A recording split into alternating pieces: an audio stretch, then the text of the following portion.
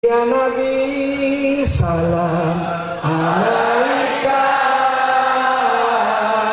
ya Rasul salam alaika.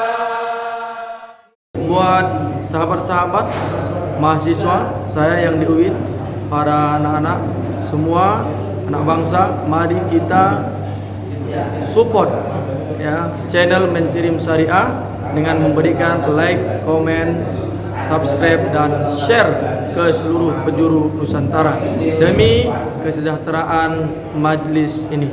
Assalamualaikum warahmatullahi wabarakatuh.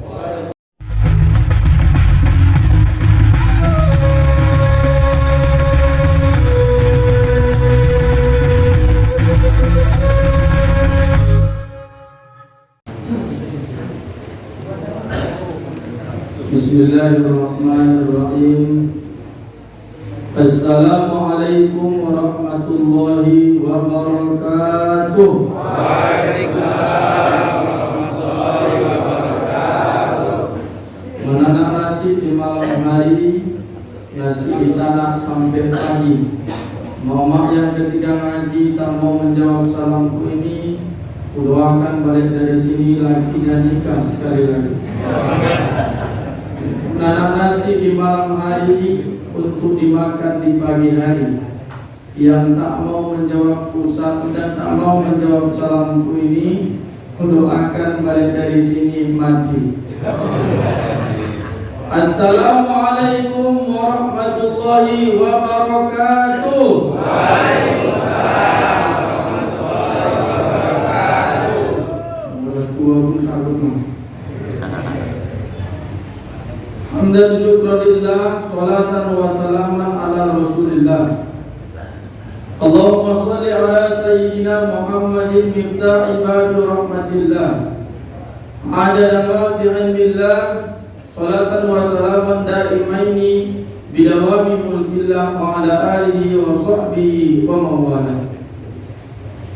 Faqala Allah ta'ala fi kitabihil karim, kullu nafsin bima kasabat rahina. Al-ayah, sadaqallahul azim. Pertama, mari kita ayahanda ibunda bersyukur kepada Allah dalam situasi dan kondisi apapun hari ini yang kita hadapi dan alami, baik dalam keadaan sehat maupun sakit, lapang maupun sempit. Kita harus banyak bersyukur kepada Allah yang Maha Ghafur, sebab kita masih bisa membukakan mata, melangkahkan kaki, mengayunkan tangan. Mudah-mudahan ini pertanda bahwa Allah masih sayang kepada kita. Salawat dan salam mari kita perbanyak pada junjungan alam Nabi Muhammad SAW. Mudah-mudahan kita mendapatkan syafaat dan pertolongan di hari yaumil mahsyar kelak. Amin ya rabbal. Makin kena susu makin semangat. Yang terhormat yang mulia KM Masjid At-Taufiq Ustaz Samsir SPD, juga yang kita muliakan Ketua FKSMM Ustaz Hendro SPDI, juga yang mulia yaitu Bapak Kades, Bapak Sugeng, mulia yaitu Ustaz Ahmad Basori, tokoh agama, tokoh masyarakat, tokoh adat. Yang kecil tak disebut nama, yang besar tak dihimbau gelar. Mudah-mudahan duduk rapat kita di sini begini nanti duduk rapat kita di surga Allah Subhanahu wa taala. Kita juga berdoa mudah-mudahan yang hidupnya sulit Allah lapangkan. Yang belum dapat jodoh dipertemukan. Yang aminkan yang belum. Yang punya hutang mudah-mudahan hutangnya lunas. Kalau sudah lunas hutang lagi. Ayahanda ibunda yang dimuliakan Allah Subhanahu wa taala, salah satu dari rukun iman kita yang 6 adalah kita disuruh untuk meyakini, mempercayai dengan sepenuh hati, jiwa dan raga kita bahwasanya akan ada hari akhirat itu, akan ada hari pembalasan itu, akan ada nanti hari kiamat itu, hari di mana nanti alam ini akan hancur sehancur-hancurnya, hari di mana nanti gempa bumi akan terjadi di mana-mana, meteor nanti di langit akan saling bertabrakan, lalu kemudian air di lautan akan tumpah ke daratan, dan gunung-gunung akan meletus, dan manusia seperti kapas hanai-hanai yang bertebarangan di permukaan bumi ini tanpa memiliki makna dan arti. Saat itu terjadi, maka manusia akan dikelompokkan pada dua. Yang pertama, ketika hal itu terjadi, ada yang takut, ada yang gemetar, ada yang merintih menjerit. Tapi saat orang menangis, saat orang takut, ada sebagian pakaian dia senyum. Ada saat orang takut, dia malah tertawa, karena dia yakin bahwa apapun yang terjadi di muka bumi ini, Allah pencipta akan melindungi dan juga akan memberikan pertolongan padanya. Kita jangan berharap, Pak, walaupun kita tadi begitu masuk masjid saling bermusafahah bersalaman, kita saling tabasum senyum satu dengan yang lainnya, menunjukkan bahwa kita saling sapa, saling kenal.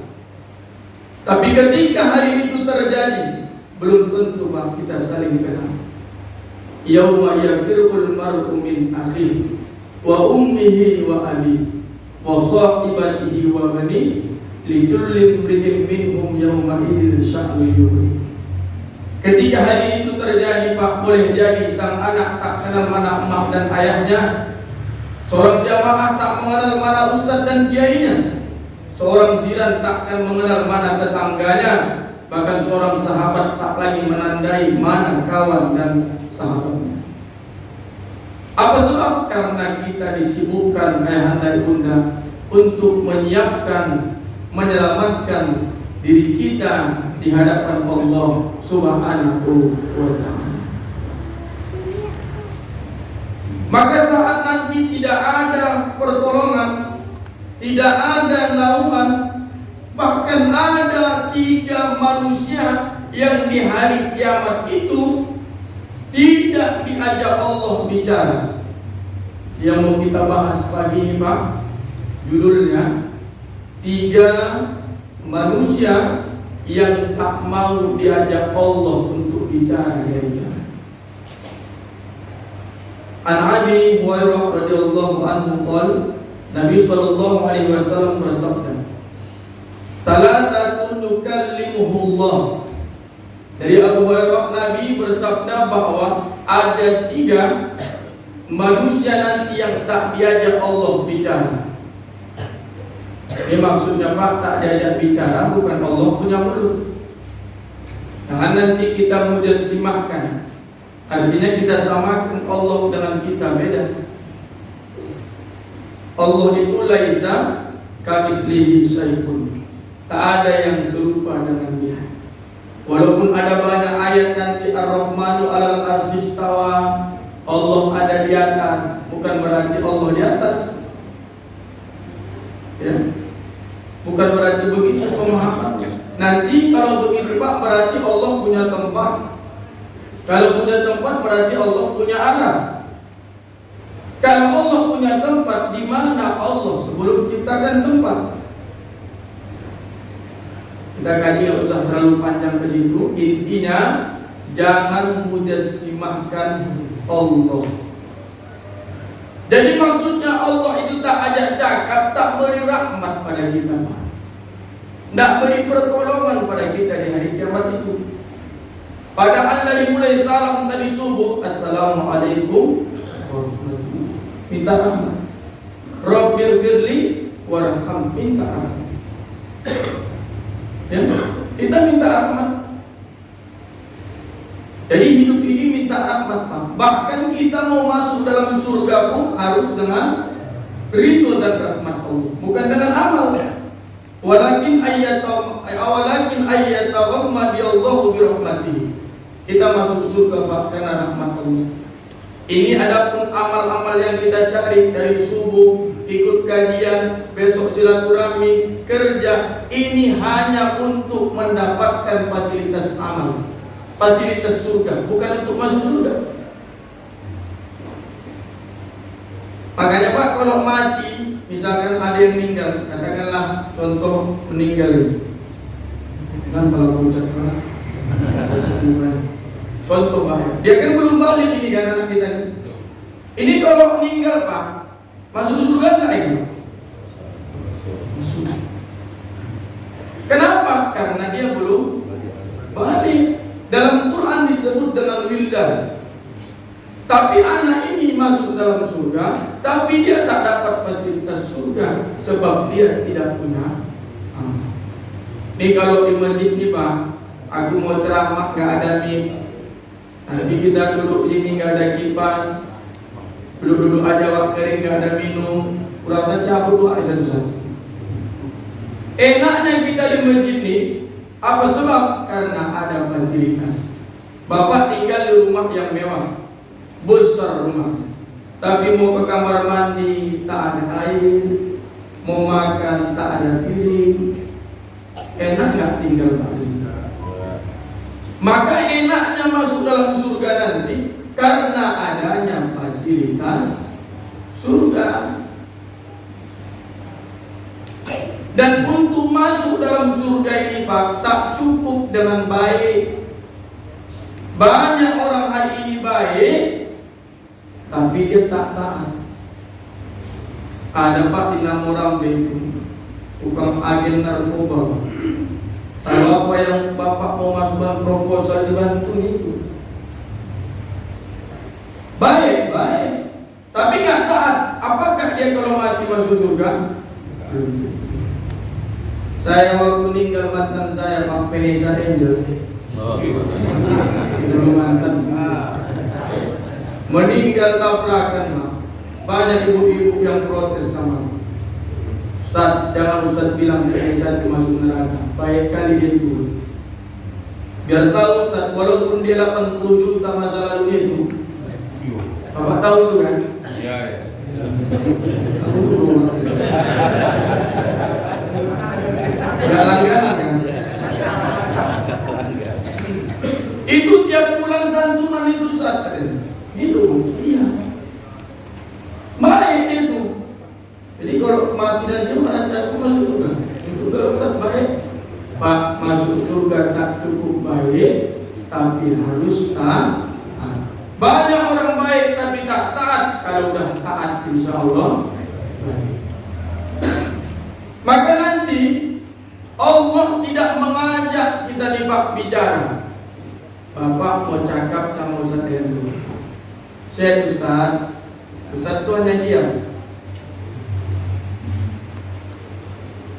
Ustaz, kapan kita pengajian? Sudah 3 hari lagi. Punya mulut tapi tak mau bercakap, tapi nggak ada. Kadang-kadang Pak tersinggung. Diajak cakap tak mau cakap, diajak bicara tak mau bicara. Apa yang mau Ustaz tinggal? Dalam itu yang pertama. Bahkan yang kedua, wala yanzuru ilaihim. Tidak pula Pak orang ini dipandang Allah. Tak diajak cakap. Yang kedua tak dipandang. Bapak datang ke orang kaya, Bapak ngajak dia cakap, tapi tak dipandangnya Bapak yang sambil cakap. Ada nggak tergoda saja? Sampai rumah sambil merenung waktu. Enaknya lauknya makan, jadi tak selera dengan. Apa yang salah? Apa karena orang susah makanya tak boleh mandang? Kadang-kadang kan kayak gitu ya Pak. Atau Bapak undangan mau ngasih amplop, padahal yang undang ini sibuknya dia Pak, karena banyak kali yang mau disambutnya. Begitu Bapak kasih amplop, ini kak, makasih ya. Tapi wajah Bapak nggak ditengok. Tapi itu kawan dekat Bapak, kadang-kadang bertanya di jalan. Jadi koyak cakap tak dipandang. Itu makhluk Pak. Nah, bagaimana nanti dengan Allah? Tak mengajak kita bicara, tidak mau memandang kita, bahkan yang lebih parah, wala yuzakkihim, tidak pula kita disucikan Pak dari dosa. Tak disucikan kita Pak dari dosa. Kita ini banyak dosa, betul? Saya lagi banyak dosa. Ada yang merasa tak berdosa sih? Saat itu dia sedang berdosa. Banyak dosa kita. Makanya perlu disucikan oleh Allah. Apa itu dosa? Dosa itu segala sesuatu yang menggelisahkan diri kita, yang tidak kita tunjukkan pada orang lain. Suatu malam kadang-kadang bapak melamun, makan tak enak, tidur tak enak. Mungkin ada sesuatu yang telah disembunyikan. Atau segala ketentuan Allah yang kita langgar. Itu juga dosa. Dan dosa ini satu kali kita lakukan, kata Imam Ghazali, maka dia akan menutupi hati kita. Sekali buat dosa tertutup, sekali buat dosa tertutup. Sampai kalau terus-menerus Pak buat dosa, sama seperti kaca lewat kendaraan bolak-balik, tapi nanti kaca itu pasti akan ditutupi dengan debu. Kalau nggak dilap, kaca tadi nggak bisa lagi nampak di dalam tubuh kaca. Nah, maka orang kalau sudah nyaman dengan dosa, dikasih hidayah, diajak untuk ikut ke SMM, mau balik ke Pak. Ayo Pak, ngaji kita yuk. Kau adalah ngaji, bilang kau. Enak di sana lagi. Kau adalah pilih, belum dapat hidayah. Padahal udah diajak nih Pak. Ya. Makanya dosa ini Pak, ada nanti sifatnya dosa ini dosa halus. Ada dosa itu Pak, dosa kecil. Ada dosa itu dosa besar. Contohnya begini, dosa kecil itu Bapak nanti pulang lewat dari sini, depan rumah tetangga ada bunga. Bapak memang sarjana pertanian, asal nengok bunga, bahan itu aja bahan. Apalagi bunga janda bolong, suruh aja Bapak nengok. Jadi dia nampak bunga janda bolong, suruh dia. Masuk dia ke pagar tetangga, diciumnya bunga tadi. Berdosa gak dia? Berdosa, nama dosanya dosa halus. Kalau dosa kecil, suruh dia dengan bunganya, diputihkannya, dibawanya pulang, ditanamnya, itu namanya Pak dosa kecil. Kalau dosa besar, masuk dia ke pagar yang punya rumah, dia ketuk pintu yang punya bunga, dia ciumkan orangnya. Kalau tak dicium waktu pula, itu namanya Pak dosa besar, karena mencium istri orang lain. Ya, ini dosa ini Pak besar kan itu dosa ini. Cuma kita ini Pak, jangan memandang dosanya.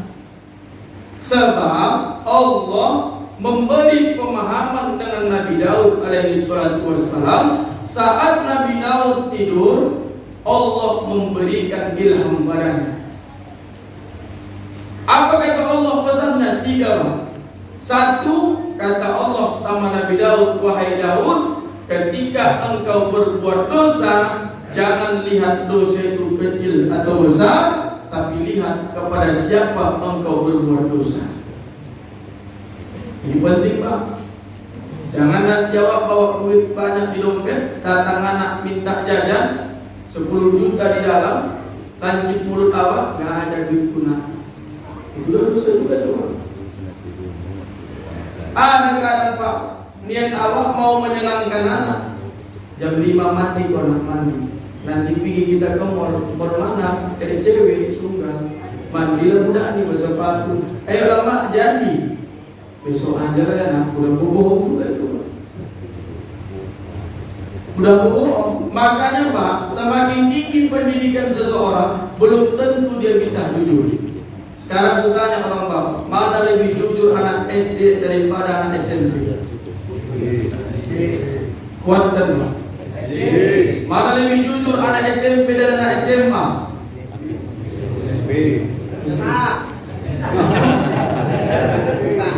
SMA ya?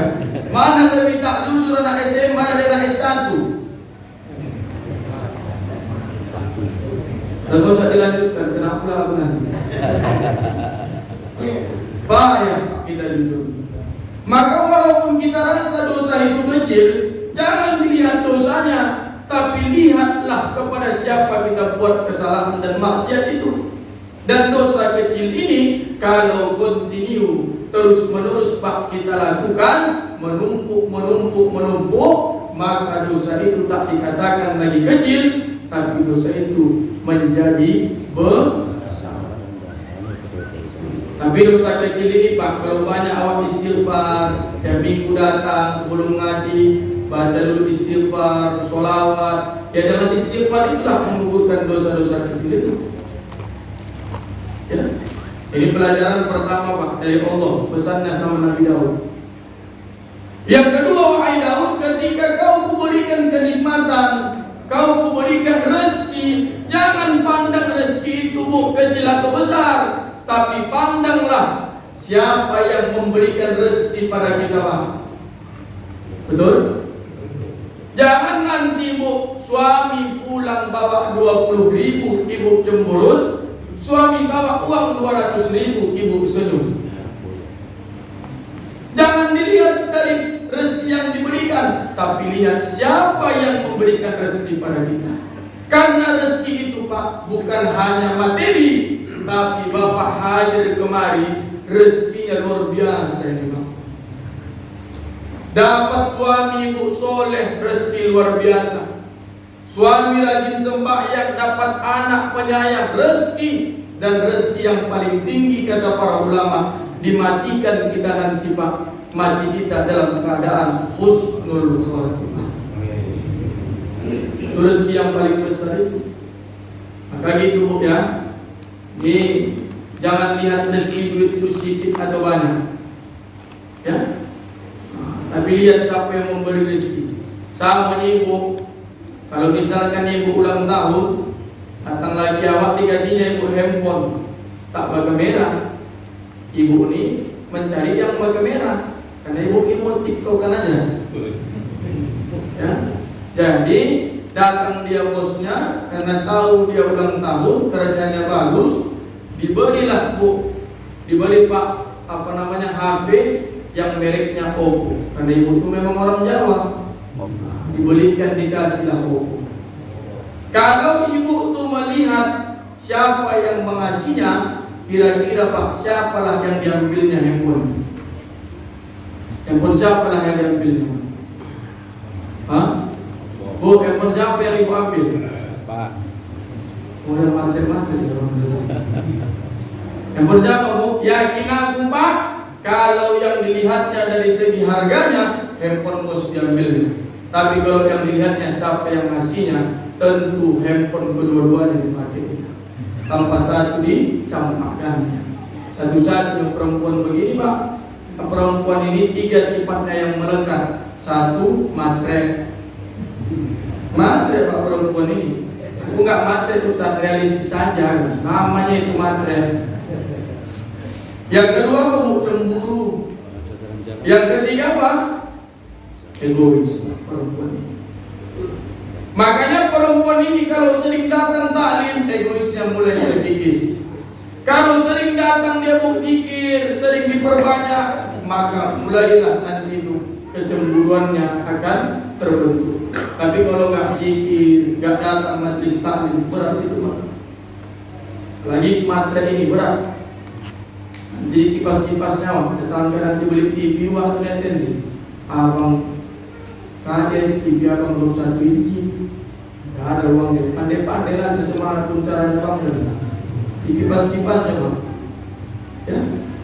Ya sekarang kita nih Pak. Makanya Bapak Ibu yang dimuliakan Allah Subhanahu Wa Taala, matre ini harus dibimbing Bu. Perempuan ini matre. Coba nanti kalau Idul Fitri Pak, Kalau udah masak kue ibu nih, kue bangkit, rentang kerupuk, kembang royang, kembang kuncup, begitu dimasak nanti datang lagi nah, wangi kali kue begini deh. Iya bang, enak ini. Oh nanti suguhkanlah saat buka yang siap 8 nama. Kira-kira yang disuguhkannya yang rentung atau yang bagus? Itu yang dibutuhkan. Nah, buatkan pak biar dengan ibu tuh di belakang. Yang rentung, yang bagus itu siapa? Untuk tamu. Berarti saya ibu dan tamu daripada bapak. Sama itu di rumah awak gelas dapat hadiah nikah bang. Gelasnya gelas papa mama. Cuman kadang-kadang namanya aja papa mama. Begitu bapak pulang kantor atau 30 tahun nikah, pernahnya bapak minum pakai gelas papa mama? Enggak Ustaz, aku minum pakai hadiah ini, so makanya saya minum bubui muncul. Jadi gelas papa mama itu untuk siapa pak? Untuk tamu. 2 kali lebih sayang orang untuk tamu daripada sama bapak. Tukarlah bini begitu. Iya pak ya?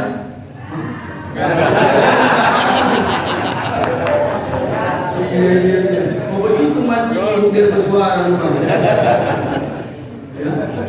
Yang ketiga pak, kata Allah, wahai Daud, ketika engkau kuberikan musibah pak, ini dengar ini, kuberikan kau ujian, kuberikan kau bala, apapun bentuknya, jangan kau mengeluh wahai Daud, sebagaimana aku tak pernah mengeluh ketika engkau berbuat dosa dan kesalahan.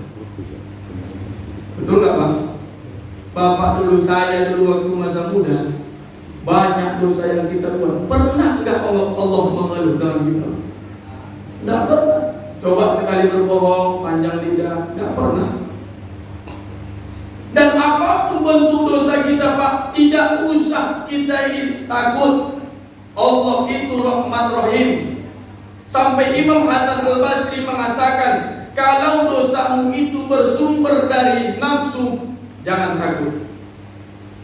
Punya potensi akan diampunkan bang. Kita yang dulu di masa lalu pernah mungkin buat salah, zina, pernah mabuk, pernah minum obat, gak usah takut. Sekarang tobat dan dosa itu dari nafsu, insya Allah akan diampunkan. Sebagaimana Pak Nabi Adam berbuat bentuk kesalahan, waktu lama diperjumpakan, tapi tetap Nabi Adam diampunkan dosanya. Tapi kalau dosa kita Pak bersumber dari kesombongan, bersumber dari nafsu, sampai kiamat dunia ini, sampai hancur dunia ini, takkan pernah diampunkan Allah, sebagaimana iblis laknatullah alaihi. Coba tengok iblis Pak, kiamat dunia ini tidak diampunkan. Makanya jangan main-main dengan dosa sombong ini. Ya. Kita ini banyak dosa, banyak kesalahan yang kita lakukan. Maka untuk itu jangan sampai nanti kita di hari kiamat tak disucikan Allah. Rugi kita Pak, rugi. Itu kan hebat ini hadis Nabi ini Pak. Tak dipandang, tak diajak cakap, tak disucikan, walahum adabun alim. Ini kalau udah atas hadisnya Pak pakai adabun alim lagi. Adab itu kan pedih Pak ya. Ini pakai alim lagi, berarti adabnya itu Pak 2 kali lebih pedih. Siapa yang bakal di hari kiamat mendapatkan seperti itu? Ini kata Nabi, yang pertama Pak, ingat-ingat ini, syaikhun zanin. Apa itu? Orang tua yang berzina. Sekarang Pak lagi musim. Kalau bapak-bapak suka dia senior, senang istri orang. Kalau ibu-ibu pelakor, pengambil laki orang. Tapi kalau di sini insya Allah nggak ada. Kadang-kadang yang di sana, kadang pindah juga dari kemari, lewat aja. Ya Pak ya. Ini ada syaikhun zanin, orang tua yang berzina. Kalau dalam fikih Pak, kalau kita berzina belum nikah, itu 100 kali dicampur, diasingkan. Kalau sekarang kan enggak Pak. Kalau di masyarakat kita udah menjadi hal-hal yang biasa saja. Sama di kampung saya Pak, gitu juga. Kadang nikah dia bulan Ramadan Syawal lahir. Kadang-kadang Pak belum selesai pesta sudah lahir. Kau cepat kali Pak dia muncul kau bibit unggul anak ini. Seumpul-umpul orang mana ada cepat kayak gitu Pak. Ada dan gak jadi permasalahan. Bahkan Pak udah hamil dia 3 bulan, bangga ayahnya mengundang kepala desa, mengundang camat, mengundang tokoh agama. Dia buat pesta yang besar, seolah-olah nih kalian tengok anakku, ditontonkan, bangga pula.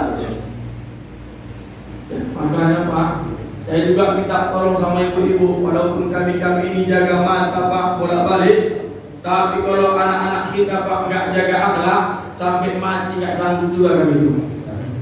Betul nggak Pak? Pulang nanti dari sini, kalau ada nanti perempuan 27 tahun Pak, misalkan usianya, dipakainya baju adiknya kelas 6 SD, bapak lewat, pulang ngaji nih, pulang ngaji. Awal-awal tuh ya bapak bereng-bereng sikit-sikit aja, lalu diikat jero, kenten jarak jauh. Mak, dosa. Barangnya bagus pula. Kadang kan begitu Pak, sama ya aku itu juga kadang. Iya, aku di rumah kadang kan Pak jalan, ada di muka ya. Di rumah kalau nampak nanti kayak gini cepat aku istighfar. Istighfar cuma 3 kali aja. 4 kalinya berubah Pak, nggak astagfirullah. Alhamdulillah. Yang mau kutanya berdosa nggak gitu? Berdosa nggak Pak? Astagfirullah Pak. Nggak dosa Pak.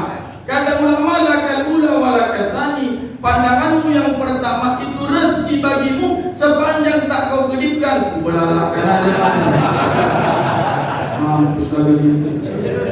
Nah ini senjata Pak ya. Kalau nampak nanti begini, belalakan aja mata. Insyaallah dicabut malaikat Jibril diterus. Ya. Tapi nggak dosa. Tapi kalau udah ditengok dipalingkan lihat lagi itu yang berdosa. Makanya hati-hati Pak. Ya, Sayyidul Zalim ini hati-hati. Nah, dalam hal ini orang tua yang berzina berarti dalam ini disebut muhson. Tak ada balasannya Pak kecuali dia ditanam, disisakan kepalanya. Sama dengan sahabat Nabi namanya Ma'is bin Malik. Dia pernah berzina, udah nikah, dia datang sama Nabi, ya Rasul, tohir, sucikan aku. Kata Nabi, ulanglah kau astagfirullah, banyak-banyak kau istighfar. Hari kedua Pak, minta lagi disucikan. Hari ketiga, minta lagi disucikan. Penasaran Nabi, apa dosa yang kau buat? Apa kata Nabi Pak? Dosa yang kubuat ya Rasulullah, aku berzina. Dan nikah kau? Sudah. Kalau begitu, Abu Bakar diperintahkan dan Umar Pak serta sahabat yang lain menggali lubang. Ma'is bin Malik dimasukkan Pak dalam tanah, disisakan kepala. Habis itu apa yang dilakukan? Dilempar pakai batu kecil Pak. Kenapa nggak pakai batu besar? Kalau berzina dilempar pakai batu besar, sekali lempar pecah kepalanya, habis nafasnya, mati dia. Nggak dirasakannya sakit itu. Ini dilempar pakai batu kecil, kata para ulama, supaya bagaimana sel-sel dalam tubuhnya merasakan enak ketika berzina, dan begitu juga dia dilempar agar merasakan bagaimana sakitnya ketika dia melakukan dosa. Kalau pakai batu kecil Pak, misalkan dilempar satu, pecah pelipisnya, dilempar lagi, berlubang tambah hidungnya jadi 3 lubangnya. Ya namanya dilempar, mana tahu itu Pak. Lama matinya, disiksa. Ma'is pun mati. Mati Ma'is bin Malik Pak. Sampai Abu Bakar, Umar berdebat Pak dengan status kematian Ma'is. Ada Umar bilang husnul khotimah, Abu Bakar bilang radhiyallahu anhu su'ul khotimah. Nabi ditanya, Nabi nggak jawab. Karena Nabi itu Pak selalu mendahulukan ketaatan daripada kemampuan dirinya. Itu Nabi. Kita kembali suka mendahulukan kemampuan, ketika mentok barulah istigharah, barulah hajat. Gitu. Nabi enggak, makanya Nabi wa ma yantiqu anil hawa in huwa illa wahyu yuha. Nabi itu Pak walaupun tahu turun dulu turun wahyu, barulah Nabi berkomentar. 3 hari berlalu, baru Nabi bilang, uskut ya Abu Bakar, insya Allah husnul khotimah. Jadi jangan gaduh Pak, dosa-dosa kita yang banyak itu tak usah gaduh. Sepanjang di hari yang senja ini kita bertobat kepada Allah, Allah akan bukakan pintunya. Ya, bagaimanapun besarnya dosa dan kesalahan kita. Judi, mabuk, minum khamar, mana yang berbahaya Pak kira-kira? Minum khamar, berzina, membunuh, mana yang paling bahaya? Mabuk. Tapi ada kisah Pak, yang paling bahaya mabuk itu. Mabuk. Ada sahabat itu Pak, ya. Dia di penjara, habis itu dikeluarkan. Begitu dikeluarkan Pak, naik sahabat, lewat perempuan cantik, dibunuhnya. Ini anak Galilea yang perempuan tadi dibunuhnya. Dia nggak sadar karena sebelum dia membunuh Pak, dia minum.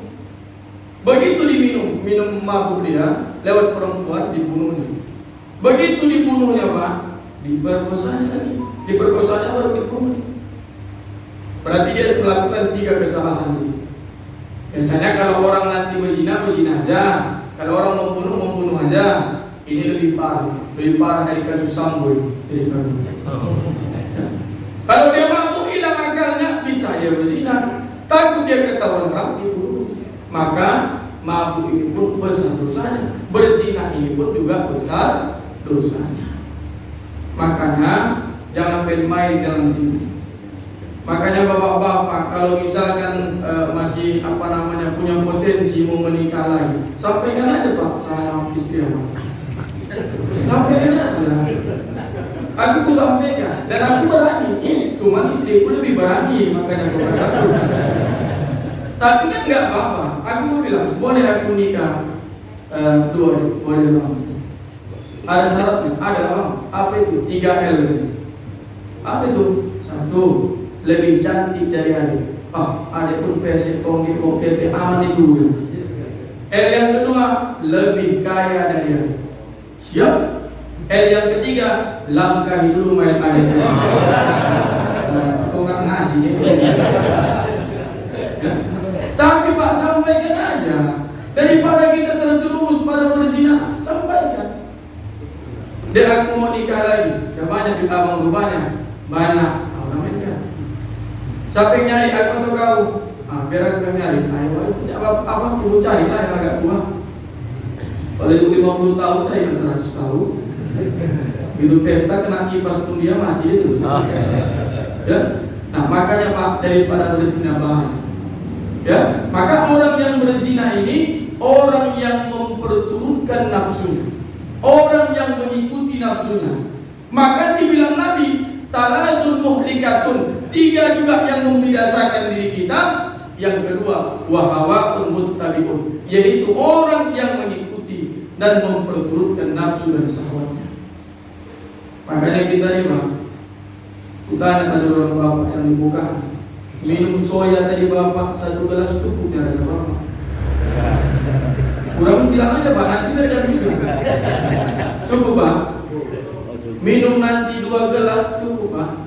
Kadang berarti minum 1 galon mati Bapak. Nanti sarapan Pak, kalau ada sarapan ya. Kalau ada, mana berharap kali. Kalau makan 1 piring cukup Pak. 2 piring habis, sekarang berarti. Kalau 1 waktu Bapak makan mati. Jadi sebenarnya manusia ini 1 piring pun dia makan sebenarnya cukup. Cuma karena diperturutkannya nafsunya, terus diikutinya. Nah makanya Pak, nafsu ini dia harus dilawan. Karena nafsu ini suka yang enak-enak. Makanya kalau malam Allah perintahkan tahajud, mana lebih enak dari tidur? Tidur. Tapi kita tengok wajah-wajah orang bapak, wajah-wajah tahajud, wajah-wajah bangun malam. Cuma ada yang bangun hanya kencing tidur lagi, ada yang bangun memang sholat dia pakai itu. Nggak tahu lah yang mana. Ya. Makanya nafsu ini suka yang enak-enak, suka tidur. Makanya nggak ada bedanya di pengajian pun dia tidur, di rumah pun dia tidur. Itu ngikutin nafsunya juga tuh. Berani keluar betul. Ya. Maka nafsu ini Pak, memang tabiatnya ketika diciptakan pembangkang modelnya. Itu Allah ketika menciptakan nafsu, Allah bertanya, bukan Allah nggak tahu, Allah hanya menguji nafsu. Dipanggil ta'ala ya nafsu, dipanggil sini kau wahai nafsu. Ditanya Allah Pak, man anta wa man ana? Siapa engkau, siapa aku? Apa kata nafsu Pak? Ente anak-anak. Kalau bahasa Jakartanya lolo gue. Akhirnya Pak nafsu dikurung Pak di neraka yang paling panas. Selama berapa tahun? 1000 tahun. Dikeluarkan kembali nafsu Pak. Ditarik nafsu tadi, dikeluarkan kembali. Ditanya lagi man anta? Siapa engkau? Dibilang nafsu kau ya kau, aku ya aku. Kemudian nafsu Pak dikurung di tempat Zamharahir, tempat yang paling dingin. Tak ada semisalnya di dunia ini. Kalah kutub utara, kalah kutub selatan. Walaupun aku tak pernah ke sana, begitulah kira-kira perumpamaan dinginnya. Tapi nafsu Pak 1000 tahun, pembangkang juga. 2 kali dikurung, 2 kali membangkang. Akhirnya Pak nafsu dipanggil lagi. Ditanya Allah lagi, man anta wa man an? Siapa kau, siapa aku? Ya kau lah, aku ya aku. Akhirnya Pak nafsu dikurung lagi 1000 tahun, 1000 tahun di tempat di mana nafsu Pak tidak diberi makan, tidak diberi minum, dan nafsu tadi tak dituruti keinginannya. Ketika nafsu dikurung, maka nafsu minta tolong. Maknanya apa Pak? Nafsu itu bisa kalah manakala dia Pak tak kita ikuti keinginannya. Yang kedua tidak makan dan tidak minum. Makanya untuk meredam nafsu Pak 1 bulan itu cukup insya Allah. Ya, ditambah lagi 6 hari puasa Syawal cukup untuk membimbing nafsu. Cuma kan kita nggak kayak gitu Pak. Waktu mau buka puasa asar itu udah direncanakan waktu apa aja yang mau dibelinya. Serabi, anyang, sampai dimakan anyang-anyangan dia makan. Ya, cendol. Ya begitu berbuka memang sedikit yang dimakannya. Begitu berbuka deh Pak, diminumnya air sama kormanya. Lalu dia ke masjid. Ini pun menurut saya salah Pak. Salahnya bukan apa-apa. Nanti kadang-kadang Pak diminumnya air putih sama korma, sholat dia ke masjid, tapi teringat dia sama makanan yang di rumah. Begitu angkat takbir dia, habisnya sir kangkung di mana. Makanya itu sarankan Pak, tidak jarang sok mantap kali. Makan juga lah sesuatu yang berat, ya, supaya Pak tak terpikir lagi dengan yang di rumah tadi. Tapi jangan diikutkan kali. Ini kadang-kadang diikutkan kali sampai waktu pun mau tarawih tersandar aja modelnya. Gak sanggup lagi dia Pak. Diajak bersolawat pun gak lalunya lagi, ya, gak sanggup lagi dia. Nah makanya ayahanda ibunda yang dimuliakan Allah Subhanahu wa Ta'ala, nafsu ini Pak jangan diikuti. Manusia yang mengikuti nafsunya Pak sama seperti dia meminum air di lautan. Saking dia minum setiap saat, tetapi dia makin diminum makin haus, makin diminum makin. Makanya kata Imam Ahmad bin Hanbal juga, manusia yang mengikuti nafsu ketika diberikan dia 1 gunung emas, 1 gunung Uhud emas, dia tak merasa cukup Pak. 2 gunung Uhud emas tak merasa cukup. Gak cukup itu Pak. Ya, gak cukup. Kapan nafsu itu Pak merasa cukup? Ya, merasa cukup ketika terus mau bikin setiap saat dapat. Makanya ada orang Pak siang malam banting pulang peras keringat, tapi kehidupannya gitu-gitu juga ya. Ya, diikutkan nafsu. Nafsu nggak bisa diikutkan gariban. Nafsu nggak bisa juga kita bunuh. Tak bisa nafsu dibunuh. Nafsu hanya bisa diarahkan. Orang Kristen Pak itu berusaha untuk membunuh nafsu. Itu perempuannya itu biarawati itu nggak mau nikah itu Pak. Di depan kita nggak mau nikah, di belakang kita zina aja itu. Dia tantang nafsu tadi. Ya, itu orang Romawi itu Pak, yang menjadi pastor-pastor itu, mereka dilarang itu makan yang berdarah itu. Di depan jamaahnya, di belakang jamaahnya, jangankan yang berdarah, yang bernanah itu disantap lagi. Dia berusaha untuk membunuh nafsu. Nafsu Pak gak bisa dibunuh. Saya dapat cerita dari almarhum Allahu yarham, waktu kami bawa Buya Tengku Zulkarnain ceramah di Tanjung Bali. Itu beliau pernah Pak di Medan ini, ya, memandikan orang kaya. Jam 10 malam Pak, udah meninggal orang kaya. 10 pagi mau dimandikan, udah lama itu Pak. Orangnya sudah mati, senjata waktu masih hidup. Itu cerita dari beliau. Beliau yang mandikan. Saya berpikir, saya gali hadis Nabi. Ternyata Pak, memang nafsu kita ini tidak akan mati sebelum kita masuk ke dalam liang lahat. Belum mati. Dari jam 10 berapa jam itu Pak mati? Dimandikan masih hidup lagi. Hah? Apanya? Nuklirnya. Ya, rudol. Berapa pun kalau nggak tahan lagi rudol tembakkan ke Israel. Jadi Pak begitu dimandikan, udah di kapan masih hidup dulu lagi. Apanya Pak? Udah dimandikan, disolatkan masih. Akhirnya Pak ditanya sama Abu Yaid, apa rupanya yang dilakukan dia? Dia ini bisa rumahnya, uangnya banyak di bank, rumahnya tinggi mendulang, isinya penyayang, anaknya rajin sembahyang. Kalau dia makan di depannya ada udang, ada rendang, ada empek-empek Palembang. Cuman kerjaan ini gak tahan Pak nengok bini orang. Betul kata pepatah itu, rumput tetangga lebih hijau dari rumput sendiri. Sama kita pun kadang-kadang gitu ya Pak. Nengok anak orang, ingat anak awal. Nengok bini orang seketika lupa bini orang. Kadang-kadang ya Pak ya. Makanya begitu orang ini ternyata Pak suka dia berzina, udah nikah sama ya hadis Nabi tadi. Ternyata begitu dimasukkan ke liang lahat, dimasukkan aja Pak, diperiksa, alhamdulillah. Apa yang turun Pak? Rudolnya turun. Habis.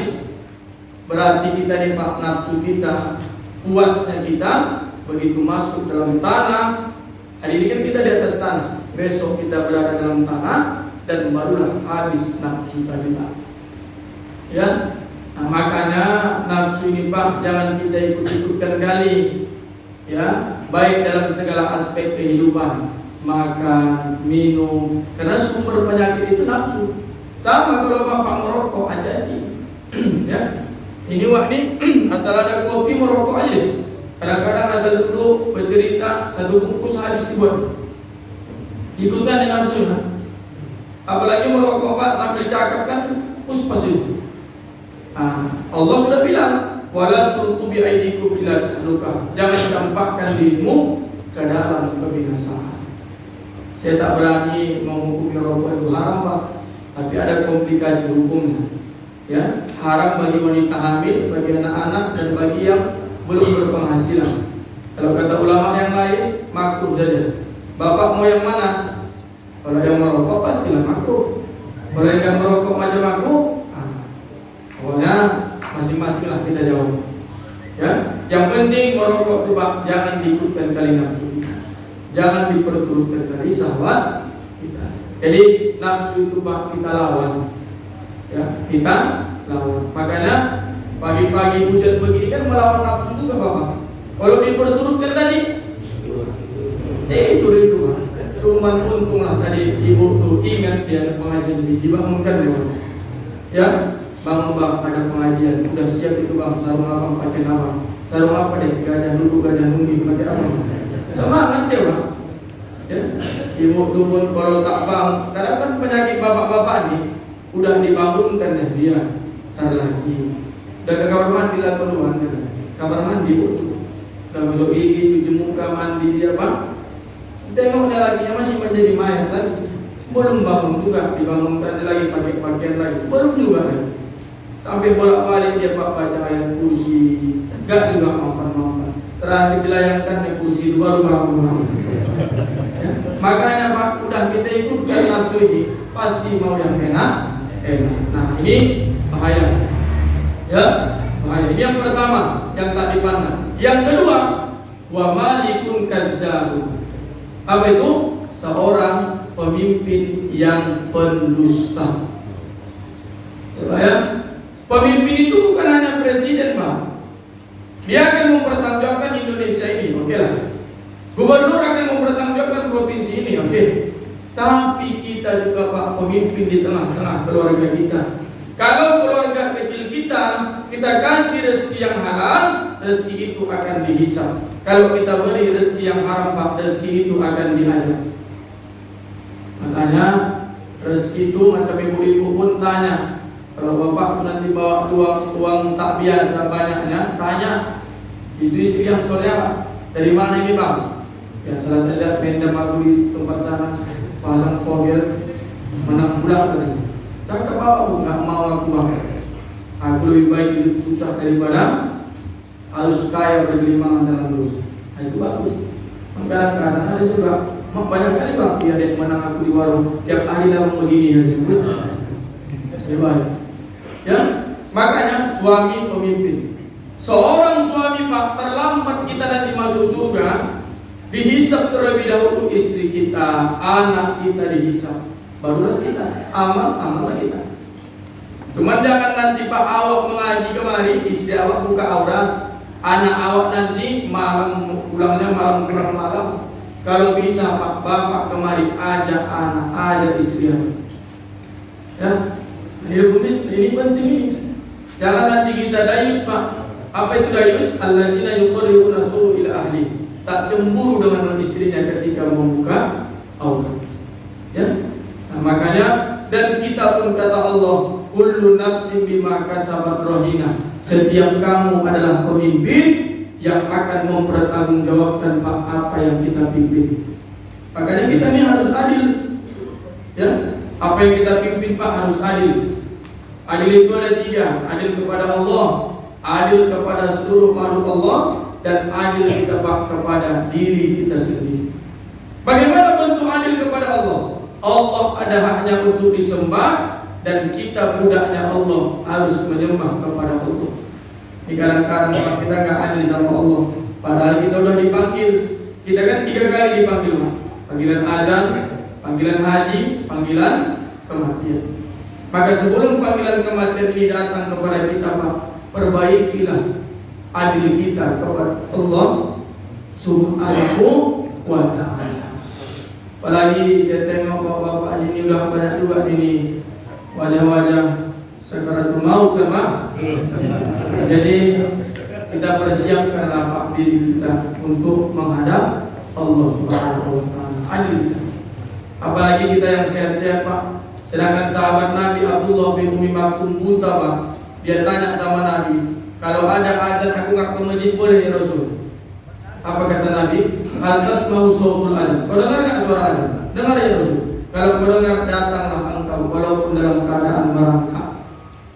Orang buta Pak. Dulu masih jauh. Kita sekarang ambal ada, AC ada, kipas ada, kue ada, minum ada, masih malas lagi aku. Ya, orang buta disuruh ke masjid. Makanya Pak menunjukkan ke masjid ini panggilan iman, bukan panggilan kesehatan. Banyak orang yang sehat, nanti pulang Bapak, dia bisa bersepeda 5 jam, bisa bersepeda 10 jam, dia bisa maraton 1 kilo, dia bisa daki gunung 2 kilo, tapi 10 meter karena rumahnya dari rumah Allah Pak, tak terpanggil itu. Ada. Nah makanya masjid ini Pak, apalagi kita yang mudah-mudahan istiqomah, ya ke masjid gak bisa 5 waktu, 3 waktu, gak bisa 3, 2 waktu, yang penting masuk kita ke masjid Pak. Ya, ada cerita menginspirasi bagi kita Pak. Ya, seorang kakek masa dulu, ini kebetulan dia juga orang PKM takmir juga. Orang dulu kalau ke masjid pakai lampu teplok Pak. Jarak dari rumahnya jauh. Pakai teplok dia, tengah jalan Pak terlincir, kena gerimis, jatuh dia. Gantinya bajunya, gantinya sarungnya, pergi lagi, jatuh lagi Pak. Baru pakai sarung, pakai baju berangkat lagi. Datang seorang pemuda Pak, ganteng, gagah, kuat, hebat. Diantarkan dia. Kek mau kakek antarkan ke masjid atau musola? Mau? diantarkan. Pakai over dari. Begitu diantarkan, diajak sholat, gak mau kakek ini sama bapak ini sholat. Kenapa kau gak sholat? Tahu gak kakek sama? Gak tahu. Aku ini kayak iblis. Aku setan. Kenapa kalau kau setan iblis mengantarkan aku kemari? Apa kata saksi iblis? Ketahuilah wahai kakek, ketika kau jatuh yang pertama tadi, itu membuat Allah ridho dalam keistiqomahanmu, maka Allah ampunkan seluruh dosa. Jatuhmu yang kedua tadi, itu mampu menggugurkan dosa dari keluargamu. Aku tak mau kau jatuh yang ketiga kali, karena kalau kau jatuh yang ketiga kali, dosa 40 rumah kanan kiri Allah ampunkan. Nah itu iblis aja Pak diantarkan di waktu ke masjid. Ini tak iblis, tak mau diangkat masuk ke dalam masjid. Berarti kalau ada nanti tetangga waktu ini, bilang aja lah iblis. Dalam hati, jangan diucapkan, jangan diulang nanti dalam hati. Ya, nah, makanya Pak hati-hati. Ya, ini setan. Makanya kita ini istiqomah. Istri 3 menterus ya. Istiqomah. Adil kita kepada Allah Subhanahu wa taala. Yang kedua Pak, adil kepada seluruh makhluk Allah. Apapun bentuknya. Karena kalau makhluk itu dalam pandangan kita hina, belum tentu dalam pandangan Allah hina. Karena Allah bilang ma khalaqta hadza batila subhanaka wa qina adzabannar. Tak ada yang sia-sia kuciptakan. Sampai iblis Pak, setan itu gak sia-sia diciptakan Allah. Bahkan ada 2 yang harus kita ambil dari mereka Pak. Ya, ingat ini baik-baik. 1, istiqomah. Iblis itu istiqomah. Tadi 10 menit Bapak dan ada ceramahku, semangat Bapak. Agak panjang kali ceramahku, boleh tunduk Bapak. Digodanya Bapak. Bagaimana kau harus lebih banyak lengah dari ibadah? Bagus mana kita nih Pak harus banyak maksiat daripada taat. Gak bisa hari ini Pak, tidak besok. Makanya mau datang melangkah ke sini, perjuangan kita berat itu Pak. Apalagi dalam cuaca begini. Makanya kalau besok agak-agak berat Pak, aku tak mau kalah dengan iblis. Kalau iblis yang hina Pak bisa istiqomah, bagaimana dengan kita Pak yang mulia? Kenapa tak bisa istiqomah? Istiqomah, iya. Allah yang bilang, "Tsumma la'atiyannahum min baini aydihim wa min khalfihim wa an aymanihim wa an asma'ihim." Setan Pak menggoda manusia dari muka, belakang, kanan, kiri. Kata Imam Ibnu Katsir, digoda dari depan supaya Pak kita lupa dengan masa depan kita. Apa masa depan kita? Akhirat. Ya, akhirat. Cuma 2 tempat yang tak bisa digoda iblis Pak, bawah sama atas. Karena bawah ini Pak tempat kedekatan kita dengan Tuhan kita saat sujud. Maka di sujud awal yang terakhir itu berdoa. Apa doanya? Allahumma rzuqna taubatan nasuha qabla al-maut. Ya Allah, takdirkan aku bertobat sebelum kau panggil. Ustaz, aku pakai bahasa Arab ini tak bisa. Jadi bahasa Jawa bisa Pak. Bahasa planet bisa. Bahasa apapun kita pakai boleh. Tapi jangan bahasa Indonesia Bapak pakai dijaharkan. Ya Allah, 3 tahun hilanglah bini. Aku minta bini yang baru. Kata yang di samping, aku sama ya Allah. Jadi dalam hati aja, dalam hati. Ya, minta ya Allah biha bihusnil khotimah, mati dalam husnul khotimah. Minta dikuatkan iman Pak. Yang muqallibal qulub tsabbit qalbi ala dinik wa ala taati. Bawah. Yang kedua atas, apa itu? Munajat, doa. Jangan sepele kita Pak dalam doa itu. Ya, nah, itu yang kedua. Adil kita kepada Allah Subhanahu wa taala dan seluruh makhluk. Yang kedua Pak, serius kita. Setan itu istiqomah. Yang kedua, serius. Serius. Tiap saat digodanya. Nah, itu setan. Ya. Nah, makanya dalam beragama ini Pak dituntut untuk serius. Nabi Musa saking serius Pak, pingin dia bertemu dengan Allah. Walaupun 70.000 tabir yang membentenginya, ketika Allah bertajalli, Nabi Musa di bukit Tursin langsung pingsan. Hampir aja mati kata para ulama. Tapi itu saking Nabi Musa itu serius dalam agama. Nah kita ini harus serius meramaikan agama Allah ini. 38 masjid bukan main-main. Saya masuk demi Allah, nangis aku. Kenapa lu dia masuk sama orang bapak? Kalau di bawah salah udah 2 kali, ada di tempat lain ya Bang, ada 1 kali. Hebat itu Pak. Kurang rasa orang bapak lah pendiri dan penggagas ini. Ustaz Hendro, Ustaz Samsir, ya, mudah-mudahan nanti banyak lagi. Ya Pak ya, hebat itu. Nah, adil kepada semua makhluk Allah. Yang ketiga Pak, adil kita kepada diri sendiri. Bagaimana bentuk adil kepada diri sendiri? Tak lain adalah mata ada haknya untuk istirahat, tangan ada haknya untuk istirahat Pak. Jangan diporsi untuk bekerja. Dunia ini kalau dicari tidak ada habisnya Pak. Maka bagaimana kita merencanakan hidup seindah mungkin, rencanakan juga mati kita seindah mungkin. Ya, karena nanti kita akan dihisap Pak. Mulut dikunci, ya, tangan, kaki, mata akan memberikan persaksian di hadapan Allah Subhanahu wa taala.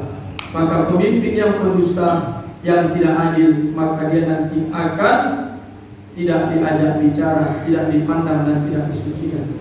Satu lagi, yang terakhir Pak, ya, yang tidak dipandang Allah, wa'ilul mustakbir. Apa itu? Orang miskin Pak yang sombong. Ini lagi ingat tren ini. Kalau orang kaya sombong Pak wajar, ada yang disombongkannya. Ini sudah miskin bau, masih ada juga lagi yang miskin, masih sombong lagi. Nah, di sini bisa orang miskin sombong, bisa Pak. Dalam 2 hal. 1, batullah, sombong dia Pak, menolak kebenaran.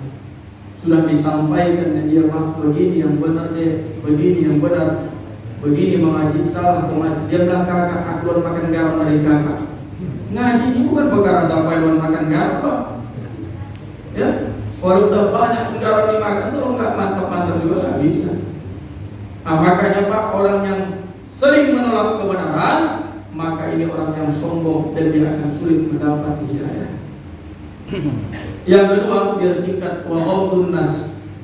Orang sombong ini Pak adalah mereka memandang orang lain rendah dari dirinya. Coba ya, mandang rendah. Nah, makanya iblis memasukkan dalam hati kita tuh Pak, bagaimana mengakar sombong tadi. Pintu masuknya apa? Bangga. Makanya kita jangan bangga. Ah, itu rame itu, majelis itu karena aku itu dulu sukses itu karena aku itu. Nah, karena aku ini, apa bedanya kita sama iblis yang mengaku anak khairum minhu, lebih hebat dari Nabi Adam. Makanya Pak, hilangkan keakuan dalam diri kita. Jangan sampai sombong, karena sombong termasuk dosa yang tidak diampun. Ada cerita sombong itu, tahu nggak dengaran tahu? Cerita terong sama kelapa. Pernah Bapak dengar? Belum? Aku ceritakan ya. Cuma ini rahasia kita aja Pak. Tak sengaja Bapak Ibu, tumbuhlah terong di sekitaran pohon kelapa.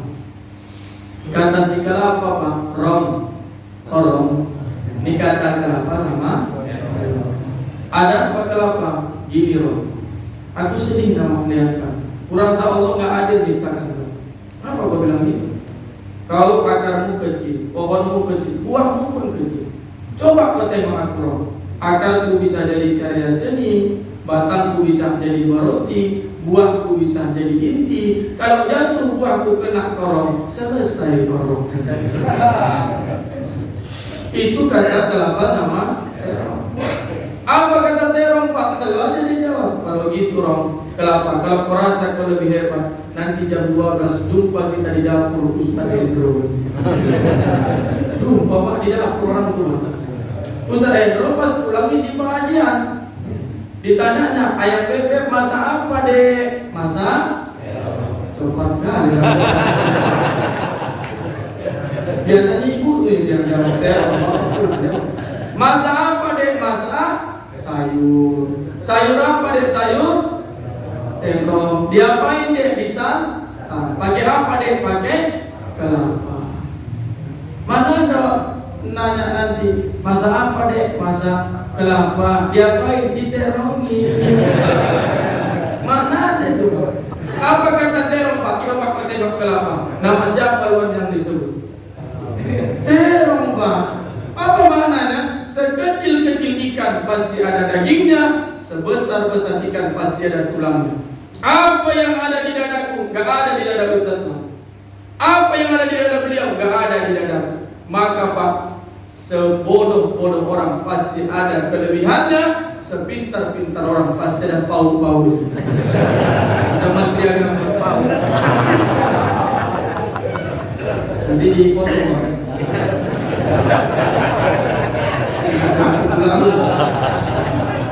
Makanya Pak, jangan kita disombong. Makanya Nabi bilang, kalau ada benih kesombongan dalam kolbu, diharamkan masuk mencium surga. Jangankan masuk, mencium pun tidak. Ya, makanya Pak jangan sombong. Ya, itu penting, itu jangan sombong itu. Ini kadang-kadang pintar sedikit sombong. Makanya Pak, kita ini dalam hidup ini jangan minta pintar, minta benar aja. Anak-anak awam minta benar. Karena banyak orang pintar gak benar. Tapi kalau udah benar, insya Allah pintar dia. Aku pernah ngisi di Sutomo, Pak. Anak-anak remaja itu waktu sholat isya keluar anginnya kentut dia. Kentut ini ada 4 macamnya. Ini satu macam aja yang luas. Ya. Begitu dia kentut, ditanyanya, Ustaz, habis sholat tadi awak buang angin, batal gak sholat aku? Batal lah bunyi. Gak bunyi Ustaz, bunyi gak bunyi batal. Gak bau Ustaz, bau gak bau batal. Aku pun dendam juga. Habis itu ditanya aku pun mati kutu. Ustaz, ketika tadi aku kentut, yang keluarkan dari bawah.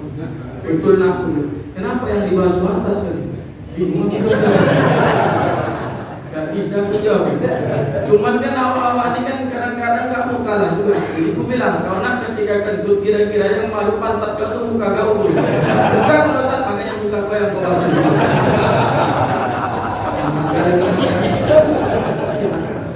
Ya, makanya Bapak Ibu Anda yang dimuliakan Allah Subhanahu wa taala, jangan kita sombong. Ya. Ada dulu orang tua kita sombong, Pak. Sombong ini kan banyak model. Kenapa angkat kedudukan, cantik, jabatan dan sebagainya.